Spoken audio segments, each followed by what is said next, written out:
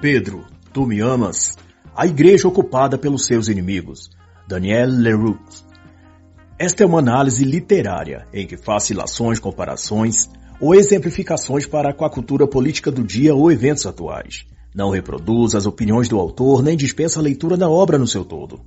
O autor foi seminarista na França e publicou a primeira edição desse livro naquele país em 1988, sendo elogiado por Dom Lefebvre e destacando-o como fiel e eloquente defensor da igreja.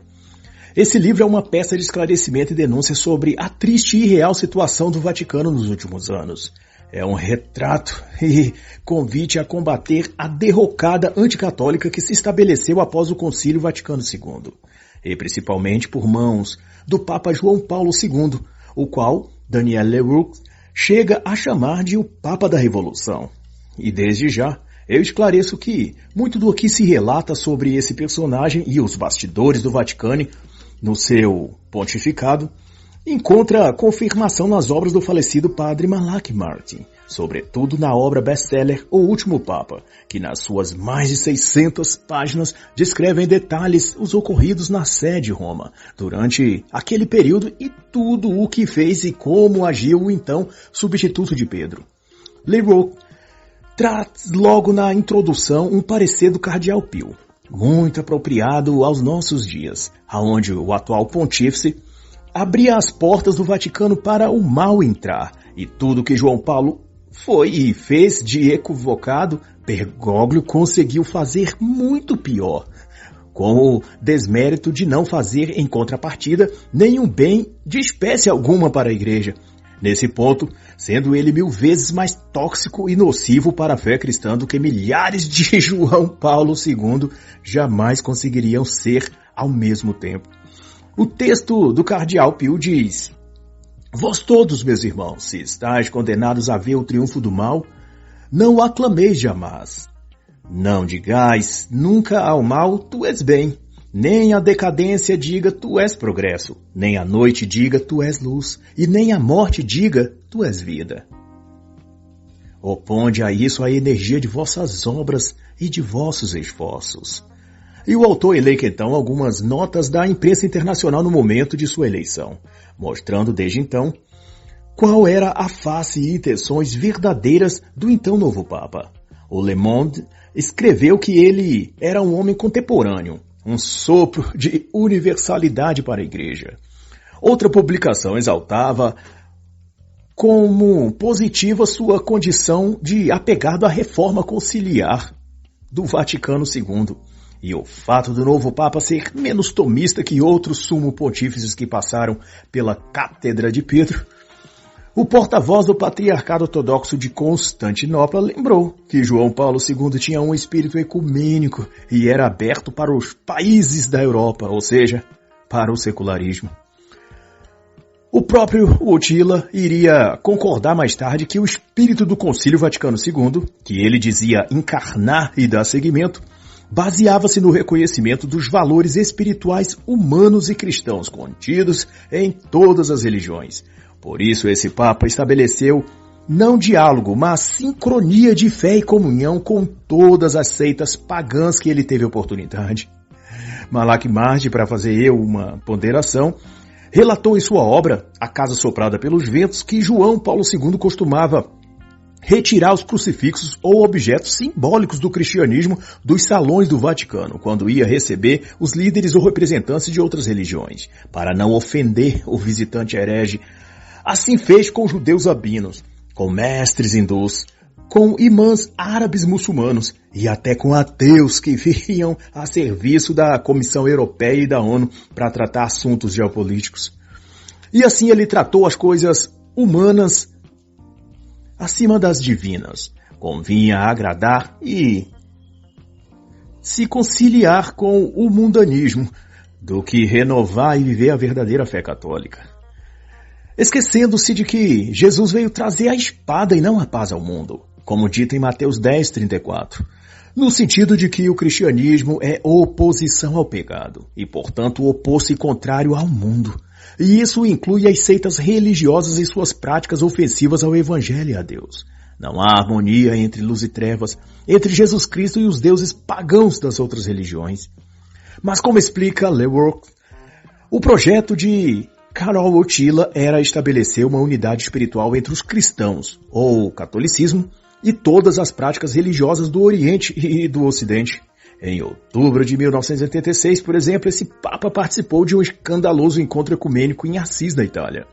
Contou com judeus shintoístas, muçulmanos, hindus e outras correntes religiosas em pretexto de rezar pela paz. Mas a conotação política disso era a de se exaltar a fraternidade humanista nos moldes maçônicos e descristianizar o catolicismo. E assim seu projeto se seguiu.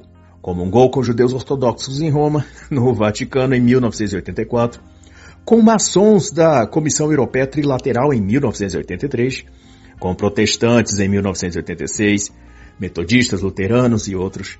Em 1982 tinha já assinado a Declaração Comum, um documento ecumênico secularista, com líderes da Igreja Anglicana, e também já havia vaticinado positivamente sobre a participação de evangélicos na reforma litúrgica da Igreja. Também mantinha e validava a prática antitradição de dar a comunhão aos fiéis na mão, como promulga o Concílio Vaticano II. Em abril de 1986, celebrou ele com o rabino Elio Toab, em Roma, e aplaudiu um culto islâmico também em Roma. Recebeu o sinal de Shiva por hindus em sua testa. Foi entronizado no ritual pagão e místico das Ilhas Fiji. Em 1984, recebeu o grande espírito invocado por um chefe índio numa celebração religiosa deles. Recebeu ervas consagradas das mãos de sacerdotisas e a pluma da ave sagrada. O espírito protetor Apache. Recebeu orações afro-umbandistas de chefes dessas seitas africanas. E no encontro com os discípulos do Dalai Lama, uma estátua de Buda foi mantida sobre o altar, junto com os objetos de culto católico. E João Paulo II, achando tudo isso lindo. Daniel LeRoux diz ainda que a mentalidade do Papa João Paulo II não mudou depois de eleito ou porque ele foi mal assessorado. Na realidade, ele veio a ser escolhido Papa por causa da mentalidade que ele já tinha, e demonstrou isso desde sempre. Em 1963, por exemplo, quando era ainda cardeal, Karol Wojtyla expressou que o espírito do Concílio Vaticano II, que estava em curso naquela época, moveria o mundo católico para uma nova leitura do Evangelho e de uma aproximação da boa vontade para com as diversas igrejas cristãs. É o início da unidade da igreja com todo o gênero humano e a possibilidade de encontrar redenção mesmo fora da igreja. Dom Wojtyla, reescreve ainda o autor, já aderia aos erros modernistas que destroem a igreja há muito tempo, desde antes dele se tornar pontífice, e tanto é que em fevereiro de 1984 esse Papa comemorava em discurso, na bancada da Praça de São Pedro em Roma, o fato de ter sido removido, a pedido do próprio Vaticano, da então Constituição italiana, a declaração de que a Itália era agora um Estado católico. E ainda outra assertiva do autor é que João Paulo II, em todo o período de seu pontificado, evitou ao máximo se referir ou citar os papas anteriores a João XXIII e Paulo VI. Parecia para ele que a igreja tinha nascido a partir desses dois papas. E toda a tradição e aquilo que a igreja tinha a ensinar se resumia a esses dois pontífices. Em sua primeira encíclica, após sua sagração, disse que João XXIII e Paulo VI tinham sido um limiar para o futuro. Por isso também é que escolheu o nome João Paulo para homenagear a ambos. E ele fala ainda de uma nova igreja que estava escondida na precedente, naquela que existiu anterior a João XXIII e Paulo VI, e que então viria à tona totalmente depois de começar a despontar nos ministérios desses dois sumos sacerdotes, tão modernistas quanto o próprio João Paulo II. E LeRoux cita a rigor o verdadeiro sentimento e razão de ser da igreja desde a sua fundação, com o primeiro Papa, excerto extraído do Catecismo do Concílio de Trento. A característica própria que faz distinguir a verdadeira igreja, diz o ensinamento católico de sempre, vem dos apóstolos depositários da revelação. Sua doutrina não é por assim uma coisa nova que começa. Ela é a verdade sempre transmitida pelos apóstolos e expandida por todo o mundo. Daniel LeRoux Menciona também o que disse em seus ensinamentos o Papa Pio XII, que vai de contrário ao que João Paulo II proclamava, o que esclarece por que o Papa da Modernidade não citava outros papas anteriores ao Concílio Vaticano II. É que os ensinos dos papas antigos são opostos aos que João XXIII e Paulo VI e João Paulo II distribuía por aí. Pio XII disse que existe um patrimônio da Igreja que desde suas origens é conservado intacto e permanece no transcorrer dos séculos. E este é constituído pela fé católica. Guardai-a com o maior cuidado, escreveu ele. Livre de toda impureza, nela residem forças poderosas capazes de moldar, não importa qual época. E se posso eu fazer uma observação, a razão de João Paulo II evitar citar os papas anteriores ao concílio é a mesma de Francisco. É que tudo o que os papas pós-concílio ensinam e proclamam é modernismo e heresia, e está escandalosamente oposta ao depósito da fé, que a Igreja sustenta e defende desde sempre. Em junho de 1983, João Paulo presta homenagem aos 2 papas modernistas que o antecederam, e num artigo que seria publicado sob o nome de Os Papas da Renovação, quando na realidade os verdadeiros papas antes desses eram papas da conservação, da tradição, dos ensinos imutáveis. O texto não propõe elogios aos papas modernos, João XXIII e Paulo VI. Que permaneça viva em nós a memória de João XXIII, que soube rejuvenescer a Igreja. Paulo VI, dizia João Paulo em seu discurso, propôs o humanismo pleno, o entendimento social e a paz. E sob então a tutela intelectual ou ideológica de Paulo VI e João XXIII, João Paulo II aplicou em seu papado a continuidade da renovação da Igreja, levando-a para distante da tradição e casando-a com o modernismo, com o secularismo e com o humanismo ateu. Que para se compreender em maior profundidade esse abraço que João Paulo II e seus 2 cúmplices pós-mortem, João XXIII e Paulo VI, deram ao mundanismo e ao anticatolicismo, indico a obra do cardeal Henri de Lubac, que inclusive tentou ser um contrapeso e um ponto de equilíbrio em meio ao caos teológico do Concílio Vaticano II. Ele, que foi um dos maiores pensadores do século XX, desvelou bem o tipo de espírito que rodeava o mundo da época e que mais tarde entraria na alma e na mente do alto clero católico do Vaticano e usaria o próprio Concílio II para injetar seu veneno maligno nas conclusões que se seguiriam para desviar da fé e da verdade os bons católicos das gerações por vir. Me refiro ao livro Drama do Humanismo Ateu, lançado a primeira vez em 1945 na França e no Brasil pela Neble Editora em 2016 e pela Ecclesiae em 2022. E então, fazendo eu ainda esse aclaramento, quando vemos Bergoglio operando certas mudanças litúrgicas, teológicas ou de interpretação na doutrina ancestral da Igreja, ele está seguindo esse mesmo espírito conciliar e mundanista que João XXIII, Paulo VI e João Paulo II seguiram. Quando Francisco toma atitudes de modernizar a fé católica, ele não está inventando algo inédito. Ele está obedecendo à cartilha e agenda que o progressismo e o humanismo falso e fingido já havia dado aos papas anteriores a ele e pós-Concílio Vaticano II. E dando provas disso, Daniel Leleux expõe na página 30 o que ele titula de Rumo a um Humanismo Pleno, que denuncia e põe em evidência o ataque dos papas do concílio à ordem sobrenatural que subverte a Igreja até ali, a tradição apostólica. Paulo VI nos propõe um humanismo pleno. Ele foi o Papa da humanidade. Foi o que declamou João Paulo em dezembro de 1965, mostrando que, de fato, ele era humanista e secularista. Paulo VI disse durante a Assembleia Conciliar que a religião do Deus que se faz homem se encontrou com a religião do homem que se faz Deus. Vós, mais do que ninguém, concluiu o Papa humanista e herético, temos o culto do homem.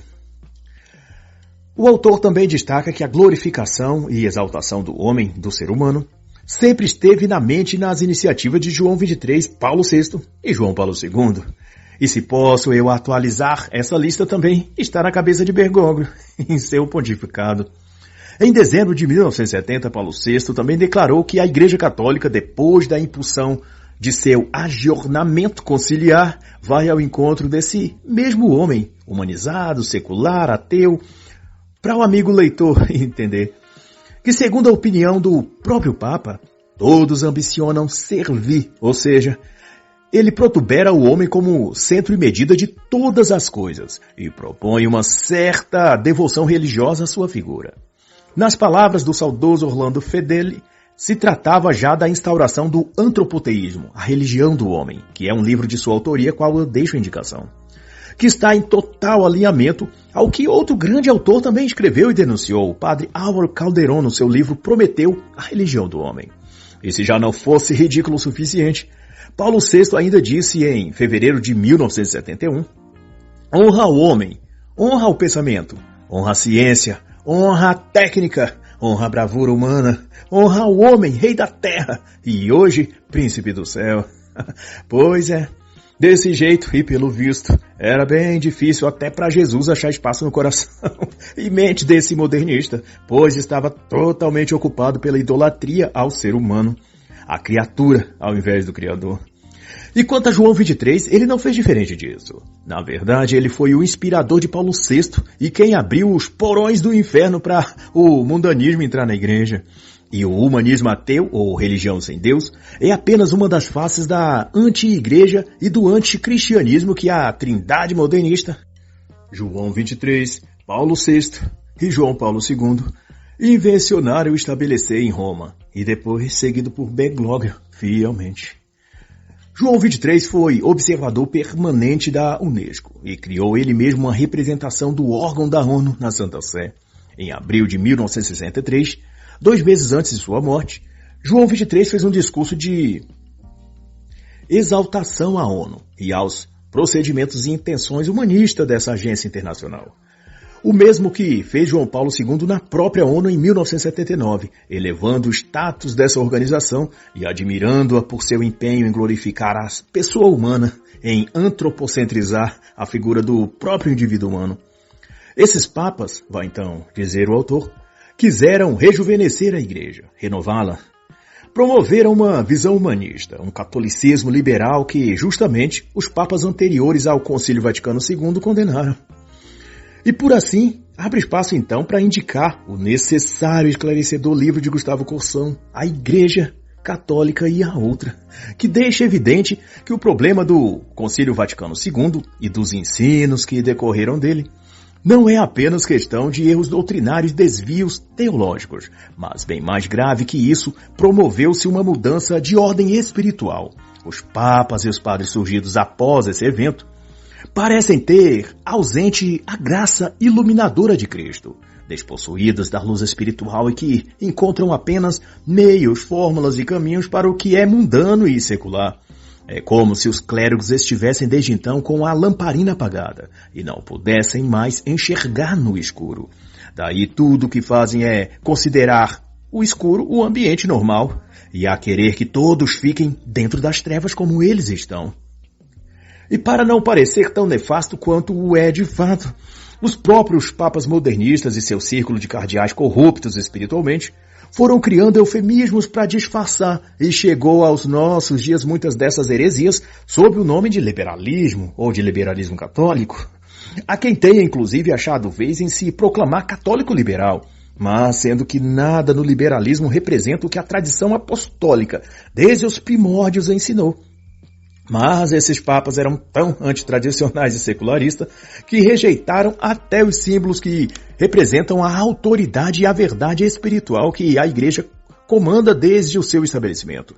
O liberalismo que eles aderem exaltam apenas o homem e dispensa Deus, porque não pode ter características que não sejam apenas humanas e profanas, por consequência. Significa, em termos metafísicos, o descoroamento de Deus e, convenientemente, a coroação do próprio homem. Leroux lembra, nesse sentido, de como os 2 papas, Paulo VI e João Paulo II, menosprezaram o simbolismo católico da tiara de 3 coroas que o Papa recebe no rito de sagração após sua eleição como pontífice.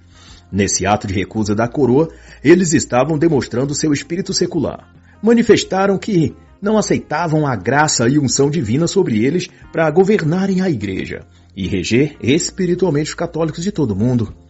Outro fato análogo a este, e também profundamente simbólico, qual nos lembra Daniel Leroux, é que após o atentado contra sua vida, João Paulo II, tendo recuperado a saúde e retomado ao Vaticano, rezou em agradecimento ao livramento recebido, e o fez num ato de contrição perante as tumbas de Paulo VI e João XXIII. A tumba de Pio XII estava também próxima dali, mas o Papa não a quis visitar, mesmo dizendo-se devoto de Nossa Senhora de Fátima, a quem ele atribuiu o milagre de ter sobrevivido à tentativa de assassinato. E como é sabido, Pio XII era denominado o Papa de Fátima. Logo, nada seria mais apropriado. Mas não foi assim. Como também não foi na ocasião em que esse mesmo Papa foi visitado pelo presidente italiano em maio de 1984, em que foi protocolado os termos de saída da Itália da condição de Estado laico para Estado secular. Aliás, a saída da condição de Estado católico para Estado secular ou laico. No evento, o presidente e João Paulo II retiraram-se para a contrição e reflexão, e o local escolhido pelo sumo pontífice foi, outra vez, a tumba de Paulo VI. E tudo isso significa para o autor que, a partir da morte de Pio XII, há uma ruptura na sucessão petrina, em que os papas, depois daí, devem, por algum compromisso firmado antes de sua eleição, talvez, afastar-se da tradição e do legado espiritual anterior ao Concílio II. E isso quer dizer, em termos ilustrativos, ficar longe da memória e dos ensinos que os papas antigos outorgaram à Igreja. Até mesmo se visto próximo à tumba desses antigos papas, isso poderia arriscar que alguém, quem sabe, se interessar pela história desses pontífices e, na pesquisa, descobrir a grandeza espiritual dos iluminados ensinos deles. O que, então, eclipsaria as coisas rasas, infames e hereges que os papas pós-conciliares vieram ensinando e doutrinando. E dado isso, o autor aclara, com grande maestria, como tudo o que veio de João Paulo II estava em consonância ao Concílio Vaticano II, e sua visão ou pensamento filosófico e teológico direcionava-se à criação, à formação de uma igreja universalista, abrangente de todas as práticas religiosas e heréticas de todas as demais seitas, uma salada mística e filosófica que, sob seus auspícios, receberia os nomes de colegialidade, de liberdade religiosa, de ecumenismo, ou sei lá, mas que no velho e conhecido jargão maçônico se denominava liberalismo. É consabido doravante que esse Papa baseava-se nos termos do Concílio Vaticano II para referendar seus atos e premissas anticatólicas, e quanto mais ele apelava à liberdade religiosa ou aos direitos liberais, mais ênfase dava aos princípios maçônicos de fé sem Deus, de religião sem fé ou de humanismo ateu.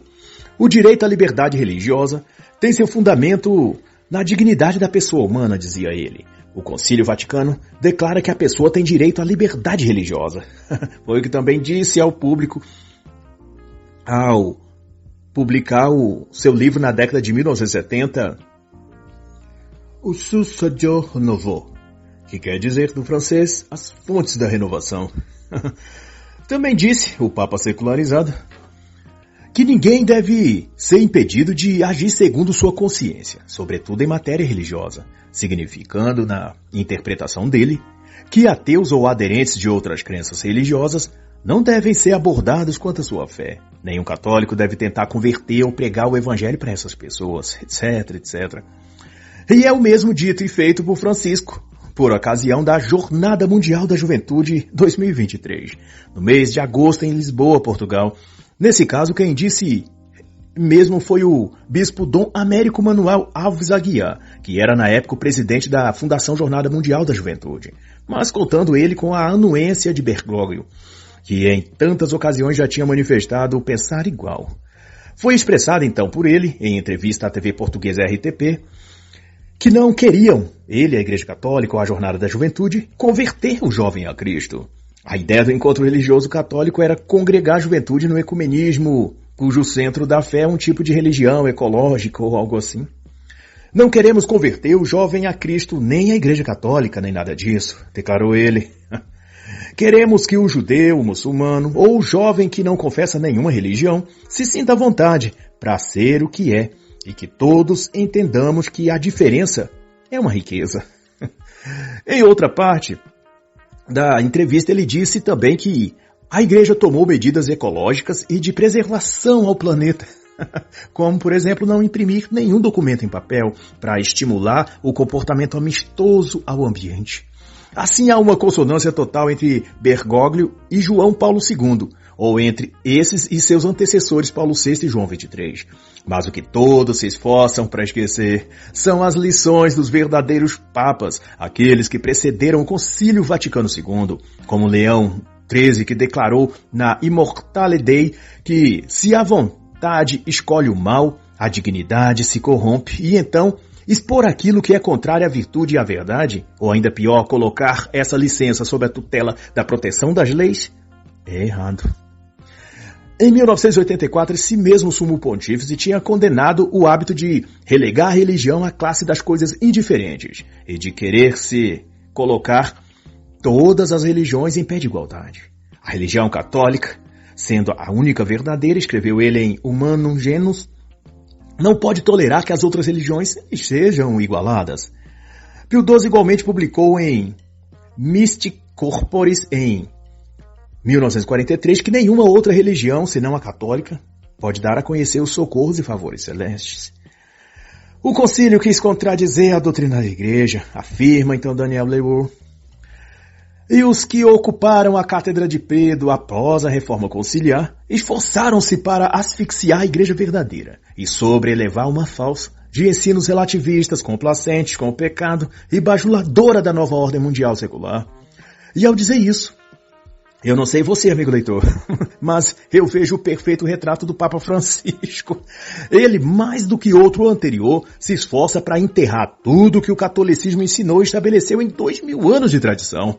Mas o espetáculo de canalices desse Papa tem a concorrência forte de João Paulo II, sem dúvida. O que um fez de ruim, o outro tentou fazer de pior.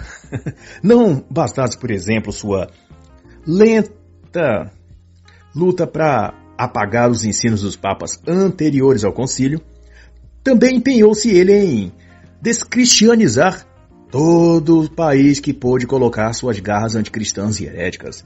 Por 2 anos, de 1971 a 1973, por exemplo, ele assediou o governo colombiano, na época com o país 98% católico, para que tirasse da Constituição o artigo afirmando que a religião católica era a única reconhecida pelo Estado. Disse o Vaticano à época que se tratava de se promover a liberdade religiosa naquele país. Mas, em nome de que um Papa se dá esse trabalho geopolítico? O que a fé católica ganhou com isso? Em 1975, ele revogou a concordata que determinava aos católicos de Portugal a indissolubilidade do matrimônio, orientando os fiéis daquele país a recorrerem ao Estado e ao governo em matéria de casamento. Em 1976 foi a vez da Espanha, em 1980 do Peru, em 1984, como já mencionado, foi a Itália. E em todas essas questões foi a Santa Sé, na pessoa de João Paulo II, quem tomou a iniciativa.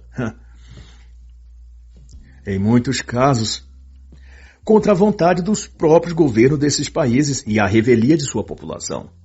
O que demonstra a triste situação de os católicos virem um Papa tentando descatolizar as nações, torná-la secular, mundana. O que João Paulo estava a promover era uma revolução secular, que ele constantemente chamava de humanismo, qual Daniel Leroux define nos seguintes termos. João Paulo se satisfaz com a separação da Igreja e do Estado. Define a missão da Igreja como uma promoção dos valores sociais, o engajamento a serviço do homem, vendo na centralidade da figura do homem o princípio da convergência dos crentes e dos não crentes. E outra vez contra tudo que ensinaram os papas antigos. São Pio X, por exemplo, condenou na sua encíclica Vehementer, de 1906, toda separação e secularização de um país em relação a se distanciar da sé apostólica. O laicismo é o naufrágio das almas e da fé, escreve o autor. E é justamente o que o chefe do Vaticano estava a provocar com suas intervenções insistentes nos governos da Europa e América Latina, aonde conseguiu ele colocar as garras globalistas. E o autor ainda expõe outro fato notório, de que até 1959 a linguagem católica se resumia a termos como koinonia, ágape, caridade, Comunidade da Fé, etc. Mas depois disso passou-se a propagandear largamente palavras desconhecidas e de significado oculto, e sempre aberto e relativo, para que o veneno da serpente se espalhasse pela igreja. E de tal passou-se a falar em ajornamento, em colegialidade, em sinodalidade, mais recentemente. E a ideia, ou o plano, é aplicar ao contexto da igreja expressões com significado incerto e impreciso, a fim de que essas palavras sirvam como cavalos de Troia levando para dentro da igreja os elementos secularistas, marxistas e maçônicos que os inimigos da igreja querem nela introduzir.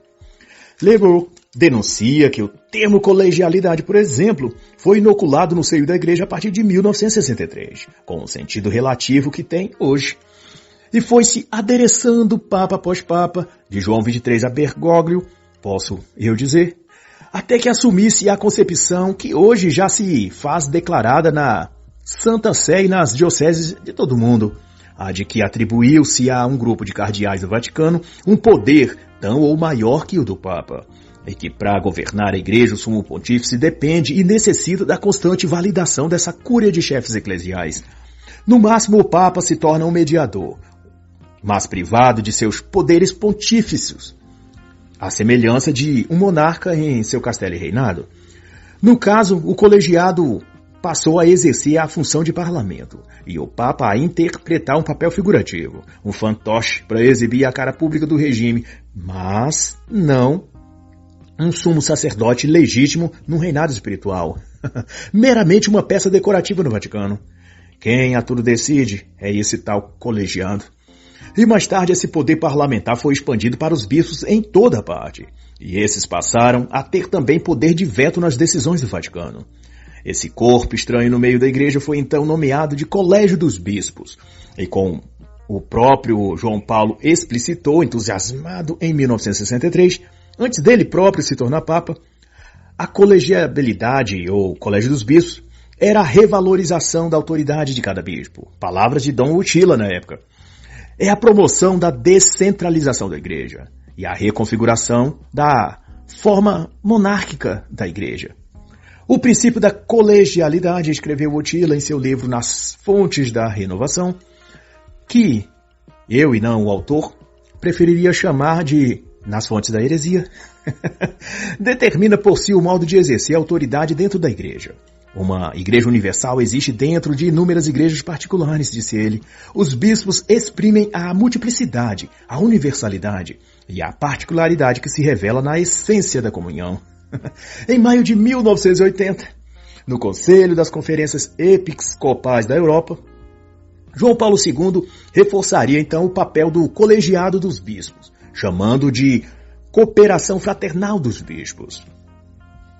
O problema é que a cooperação que esses bispos passaram a dar não era na direção de crescer e fortalecer a igreja, mas de destruí-la de dentro para fora.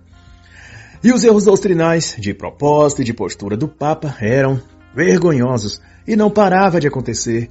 Em outubro de 1979, ao encontrar ele com os bispos dos Estados Unidos, pronunciou que via a eles como um bispo irmão deles e igual a eles. Isto é, ele não ia munido do poder eclesial de Papa para orientar os pastores do rebanho mundial, mas como um qualquer, ele era só um voto no parlamento, uma voz na democracia do Vaticano, qual os bispos podiam ouvir ou não. E a questão é que a ocasião faz o ladrão, como diziam os antigos. Aonde é visto fraqueza, o predador ataca. E Wojtyla demonstrava o tempo todo essa fraqueza e impotência e alimentou a ganância e ambição dos bispos em querer fatias cada vez maior do poder. João Paulo foi um papa anêmico espiritualmente, mas como gestor e líder, conseguia ser ainda pior.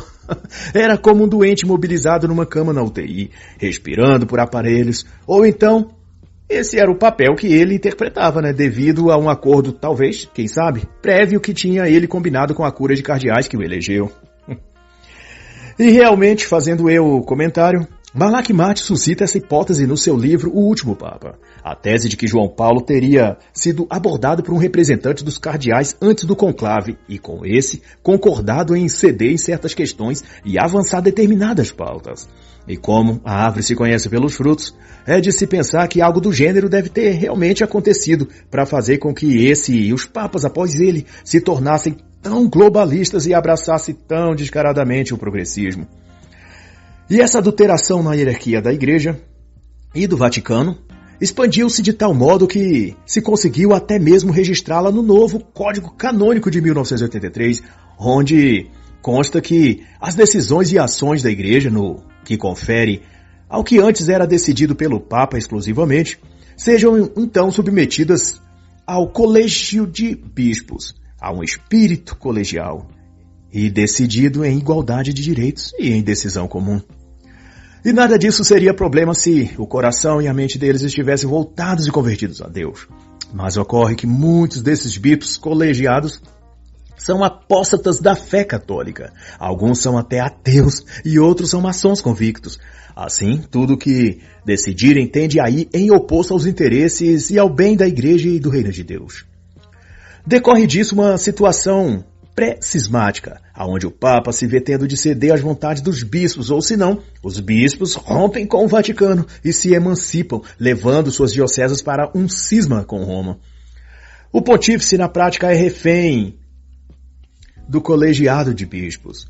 E Leroux dá exemplo disso contando que em 1983, o então cardeal Ratzinger, nas conferências em Lyon, em Paris, vaticinou uma condenação formal ao catecismo Pierre Vivant. Mas os bispos franceses se opuseram a Ratzinger e ele teve de voltar atrás da sua decisão. E esse catecismo, por conseguinte, é tão herético que chega a ser anticristão, parecendo mais uma obra de teosofia ou de espiritualismo oriental da Madame Blavatsky, sei lá. Diz, por exemplo, que a ascensão de Jesus ao céu após a ressurreição é só figura de linguagem, uma metáfora, não é nada literal. Também nega que Cristo nasceu de uma virgem e por aí vai. Mas outras tantas rebeldias e oposição aberta de bispos foram e são ocorrentes desde que se permitiu um colegiado deles administrar as decisões teológicas e dogmáticas, o que enfraqueceu a autoridade do Papa e fomentou a desobediência costumaz e deliberada. Em 1982, bispos do Canadá proibiram formalmente de padres em suas paróquias permitir que fiéis recebessem a comunhão de joelhos, coisa que o Vaticano não tinha ainda proibido nem autorizado a ninguém proibir. E Roma acatou a imposição dos bispos. Já em 1983, sacerdotes da Nicarágua desafiaram a João Paulo II, quando esse disse que se afastassem dos seus cargos políticos no governo revolucionário de lá. Eles simplesmente emitiram uma nota oficial ao Vaticano dizendo que não iriam obedecer ao Papa. E novamente o Papa recuou e encolheu o rabinho entre as pernas. Em 5 de março daquele ano, o Papa visitaria o país e o representante católico, um padre, que também era ministro dos Assuntos Estrangeiros, disse que não receberia o Papa. Imagina, porque não considerava uma visita importante para o país.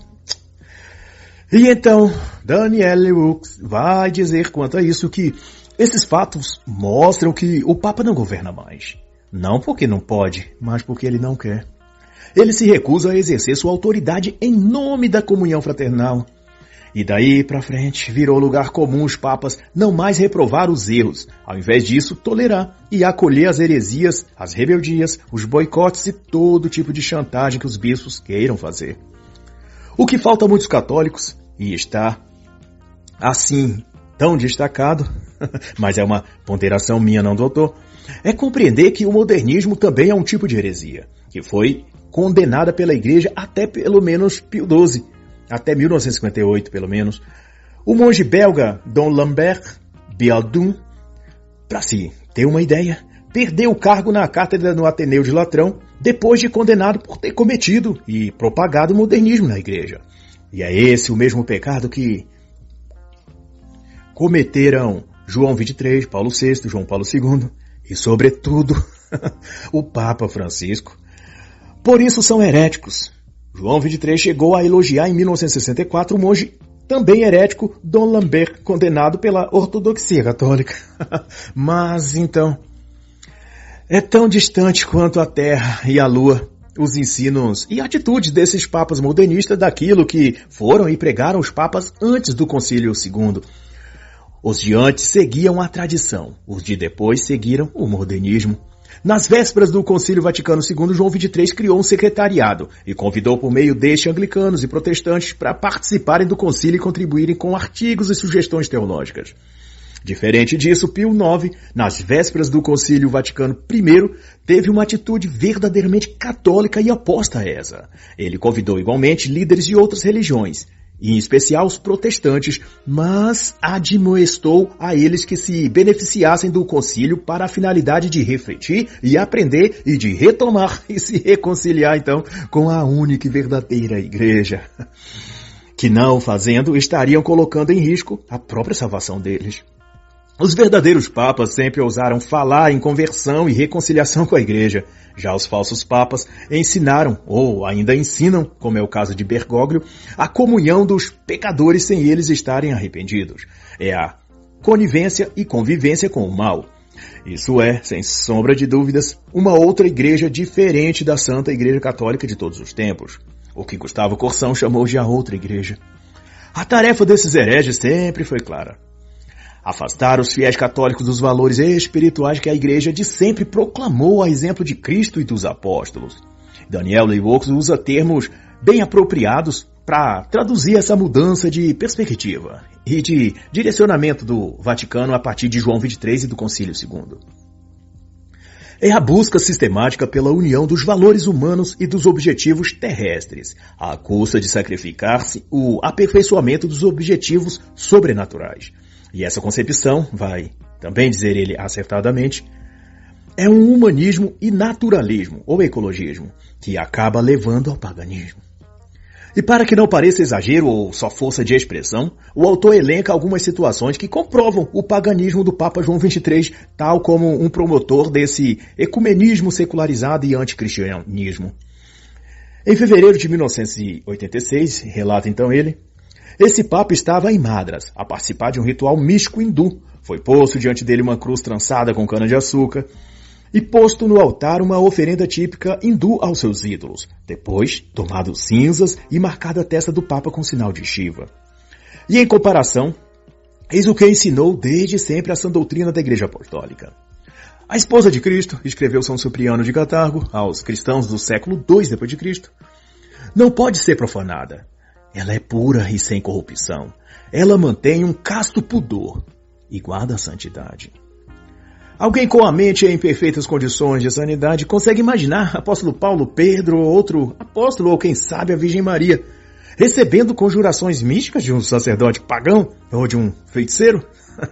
Será que em lugar do Papa, o sumo pastor São Pedro estaria sentado à roda de escarnecedores da fé cristã, recebendo mantras ocultistas na sua testa?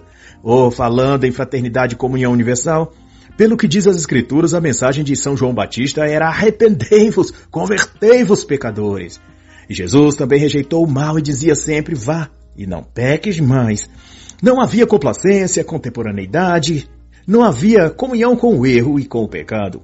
E a adoração dos hindus a seus vários outros deuses é isso, pecado. Simples assim. Mas à mesa com eles estava o Papa, comendo do alimento sacrificado aos ídolos, consumindo o manjar do príncipe deste mundo, Satanás. Mas muito foram os atos ou palavras heréticas de João Paulo II, mostrando que Francisco, o argentino, teve a quem imitar, né? Em 1980, e depois em 1983, para se ter ideia, como em outras ocasiões, João Paulo teceu efusivos elogios a Martim Lutero, o herege cismático monge que iniciou a Revolução Protestante contra o papado e contra o catolicismo. João Paulo elogiou a dizer em viagem a Frankfurt, Alemanha, que ele, João Paulo, estava a seguir a herança espiritual de Martim Lutero. Uma heresia dizer isso, mas ele disse. Em dezembro de 1983, esse Papa visitou um templo protestante para comemorar o aniversário do nascimento de Martim Lutero. E além de ler uma prece feita por Lutero, também insinuou que o responsável pelo cisma e ruptura de Lutero não era ele, Lutero, era a própria Igreja Católica. Em 1979, o Papa também tinha sido elogioso aos anglicanos e dito que eles faziam uma perfeita unidade com a Igreja. Em 1985, ele voltou a dizer aos anglicanos que via um imenso valor nas conquistas teológicas deles. E aqui é constrangedor até de comparar essas blasfêmias ditas por João Paulo modernista com o que os primeiros padres da Igreja ensinaram. São Clemente de Alexandria escreveu que a Igreja é una, ainda que as heresias tentem dilacerá-la em várias seitas. A antiga e católica Igreja é una, afirmou ele, e tem a unidade da natureza de sentimento, de princípio e de excelência. E Daniel Leroux indica ainda vários outros que refutam as aberrações ditas e feitas por João Paulo II. Santo Agostinho, São Cipriano, Pio XI. Mas o show de Truman, que João Paulo fazia voluntariamente parte, seguia. Em 1982, o Papa Romano celebrou junto com o primado anglicano a missa num santuário anglicano. E na ocasião expressou em tom comemorativo a satisfação dele de possuir uma visão comum de futuro com o líder anglicano. Em 1983, celebrou um casamento misto. No mesmo ano, ele foi orar num templo luterano e, na ocasião, o sumo herético Karol Wojtyla, o Papa João Paulo II, leu um texto que ele mesmo escolheu de Martim Lutero e falara ele da unidade dos cristãos. Em 1985, validou o texto oficial que dizia aos católicos da Alemanha que não havia erro em as famílias escolherem a religião que quisessem. Em 1984, ele declarou em Montreal, Canadá, que Deus conta com as mulheres, como o serviço delas a qual a humanidade e a Igreja não saberiam abster-se. E desde esse dia, então, tornou-se ato comum mulheres leigas vestidas de branco celebrarem a missa.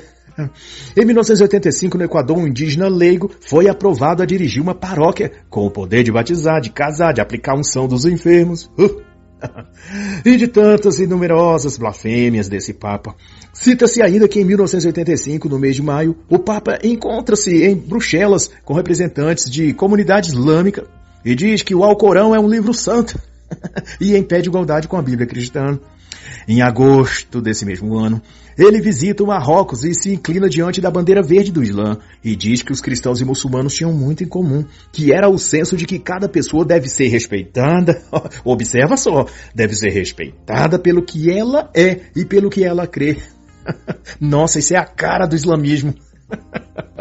Meu Deus. E coisa assim ele fez e disse também aos shintoístas, budistas da Ásia em 1981.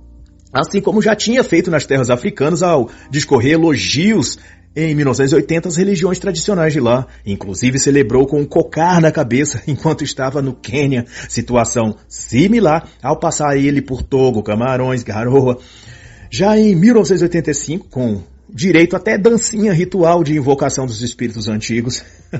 E o que tudo isso quer significar é que o Concílio Vaticano II é um trem arrasador cujos inúmeros vagões sobrelotam de heresias e os novos papas e bispos pós-conciliares se fazem de maquinistas, cuja em cada estação descarrega uma malignidade em forma de discurso, documento ou encíclica. E com isso vai pervertendo-se e desviando-se da fé os próprios católicos que vão embarcados nessa máquina vaticana. Francisco Bergoglio, comentando eu, é um desses condutores loucos que conduz como cego o trem do catolicismo. E saindo de Roma, segue um trilho para distante da verdade. E se confiarmos na sua habilidade como maquinista, vamos também terminar no precipício da vida sem Deus. E ainda estamos em viagem. O trem passa nesse momento por um túnel escuro e estreito. Mas ainda há tempo de tomarmos das mãos desse piloto desviado da rota o direito de conduzir o trem e, além de rezar, recusarmos a ser guiados por ele. Não obedecermos suas instruções, não deixarmos de denunciar suas inaptidões como condutores da santa, verdadeira e imutável Igreja Católica Apostólica Romana. E assim então está escrito: muitos me dirão naquele dia: Senhor, não profetizamos nós em teu nome? E eu lhes direi: nunca os conheci. Apartai-vos de mim, vós que praticais o mal. E assim, encerra a análise da obra Pedro, tu me amas? A Igreja ocupada pelos seus inimigos, de Daniel Leroux.